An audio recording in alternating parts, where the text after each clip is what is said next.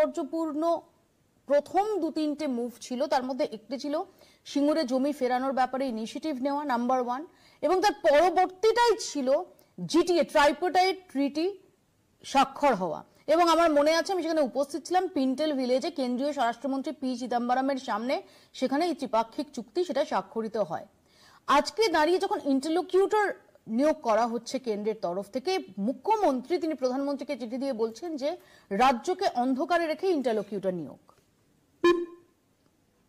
দেখো মতিয়া, এখানে কোনো সন্দেহ নেই আজকে এই ইন্টারলোকিউটরকে নিয়োগ করার মধ্যে একেবারে সম্পূর্ণ রাজনীতি কাজ করছে। মানে আমি তোমাকে ইভেন আউটসাইড দি রিং থেকেও যদি বলি, জিটিএ কে নিয়ে যে প্রশ্নটা উঠেছে, গোর্খাল্যান্ডকে নিয়ে যে প্রশ্নটা উঠেছে, গোর্খাল্যান্ডের বিভিন্ন আলোচনা এবং তার প্রাসঙ্গিকতা বহুভাবে আলোচনা হয়েছে। প্রত্যক্ষ রাজনীতিতে আমরা 88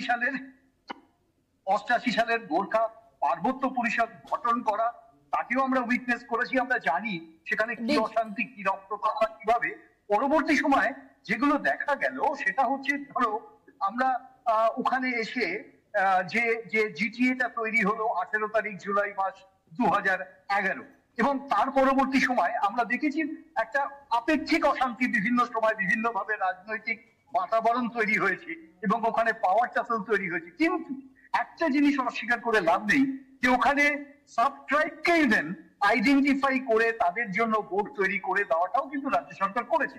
অ্যাট দি সেম টাইম আমরা যেটা বিশেষভাবে বলতে চাই সেটা হলো একটা ফেডারেল সিস্টেম অফ গভর্নেন্সে ইভেন কোথাও যদি অটোনমিও আনতে হয়, এখানে যে টাইপ কাটছে যে মিটিং গুলো করা হয়েছে সেখানে তো খুব স্বাভাবিক এখানে রাজ্য সরকার একটা অন্যতম স্তম্ভ এবং তাদের ওপিনিয়নকে নিতে হবে। আমরা যেটা দেখলাম শুধুমাত্র রাজনৈতিক কারণে কিনা জানি না, 2026 খুব কাছে এবং সেখানে একটা বড় ডিজাস্টার হয়েছে। আমার মনে হয় এই ডিজাস্টারটাও একটা বড় কারণ, যেখানে বিজেপি যে শক্তি, সেই শক্তি সম্ভবত কাজ করতে পারেননি এবং সেখানে একটা হয়তো মাইলেজ বা একটা অ্যাডভান্টেজ ছিল গভর্নেন্সের, ওয়েস্ট বেঙ্গল গভর্নেন্সের। আমি জানি না মূলত যে জায়গাটা এসে দাঁড়ালো সেটা হচ্ছে গভর্নমেন্টকে কমপ্লিটলি অস্বীকার করে, রাজ্য সরকারকে কমপ্লিটলি অস্বীকার করে কিভাবে একটি সেট অফ গভর্নেন্স বা ইন্টারলিকুয়েটর তৈরি করা হয় এবং তার প্যারালাল যে ড্রটা করা হবে, ইনফ্যাক্ট কিসের উপরে এটা করা হবে, কোন আলোচনার ভিত্তিতে করা হবে এবং সেটা এই মুহূর্তে প্রয়োজনটা হলো কেন, সেখানকার এমপির ভূমিকা। একদমই আমি আসবো আপনার কাছে চন্দন, আমি আসবো আপনার কাছে। এখানে সৌম্য নিয়োগের মাধ্যমে আলগাভাবে ভাসিয়ে দেওয়া হচ্ছে। মতিয়া, আমি আলগা শব্দটা ব্যবহার করবো না, আমার কাছে এটা ভেরি ডেঞ্জারাস মনে হয়।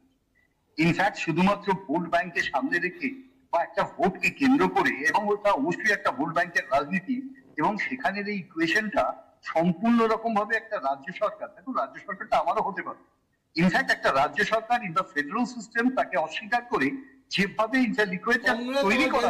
বলতে দাও, উনি প্রীতম তুমি যখন বাইরে ছিলে তুমি জানো যে, খালি তুমি বাইরে ছিলে তুমি জানো যে ভেতর থেকে বললে অসুবিধা হয়। আজকে চন্দনদা আসছেন, রাস্তায় আছেন, আজকে বলতে দাও। তুমি নিশ্চয়ই তো আমি যেটা তোমাকে ভুক্তভোগী তুমি মৌপি, আমি তোমাকে বারবার যে প্রসঙ্গটা আমি বলবো সেটা হচ্ছে যে এখানে কোনো প্রশ্ন ছিল না, ইন্টারলিকুয়েটর রিক্রুটেড হতেই পারেন, অ্যাপয়েন্টেড হতেই পারেন, তিনি নেগোশিয়েট করতেই পারেন, কিন্তু তার একটা এজেন্ডা থাকবে, সেই এজেন্ডার অ্যাপ্রুভড হবে এবং রাজ্য সরকারের পার্টিসিপেশন থাকবে সেখানে, সাজেশন থাকবে সেখানে। এটাই তো স্বাভাবিক, এটা তো অন্যথা কোথাও হয়নি। তাহলে এখানে কি আজকে যে এক্সাম্পলটা প্রীতম একটু আগে তুলছিল কোকরাঝাড়ের, ইনফ্যাক্ট বোডোল্যান্ডের, সেই বোডোল্যান্ডের ক্ষেত্রে কি হয়েছে, সেখানে ইন্টারলিকুয়েটর ছিল, সেখানে আসাম গভর্নমেন্ট ছিল এবং সেখানে কেন্দ্রীয় সরকার। চন্দন, আমার এখানে একটা প্রশ্ন আছে, এক সেকেন্ড চন্দন, আমার প্রশ্ন আছে যে ডেফিনেটলি পাহাড়ে, আমি আগেও যেটা বললাম যে ত্রিপাক্ষিক চুক্তি স্বাক্ষরিত হওয়ার পরও 2013 সালে আমরা ব্যাপকভাবে অশান্ত হতে দেখেছি পাহাড়কে। লাগাতার সেখানে আন্দোলন চলেছে, লাগাতার অনির্দিষ্টকালের ধর্মঘট চলেছে। 2017-তে একইভাবে আমরা দেখেছি যে দীর্ঘতম যে আন্দোলন, দীর্ঘতম যে স্ট্রাইক, সেটা সেখানে চলেছে। সেই সময় আর এই সময় একটা আপাত স্থিতাবস্থা বজায় রয়েছে পাহাড়ে, এটা বলার অপেক্ষা রাখে না। গত 5 বছরে নতুন করে গোর্খাল্যান্ডের দাবি মানুষ রাস্তায় নেমে করছেন এমনটা দেখা যায় না, এটা স্থিতাবস্থা বজায় রয়েছে। এক সেকেন্ড প্রশাসনিকভাবে রাজনৈতিকভাবে সেখানে একটা আমরা অ্যাক্টিভিটি লক্ষ্য করছি, একটা আমরা সেখানে স্থিতাবস্থার ইঙ্গিত পাচ্ছি।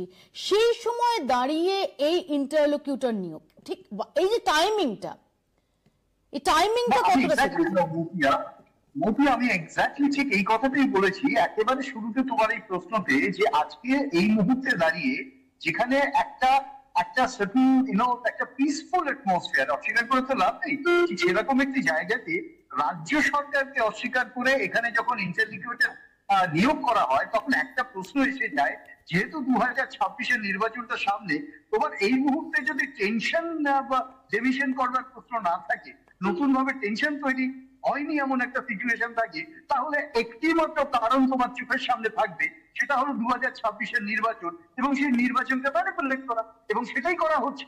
এটা নিয়ে আর নতুন ভাবে কোনো সন্দেহ নেই, কারণ যদি কেন্দ্রীয় সরকারের সদিচ্ছা থাকতো, তাহলে রাজ্য সরকারের সাথে আলোচনা করলেই মিটে যেত, ইন্টারলিকুয়েটর কাজ করতেন।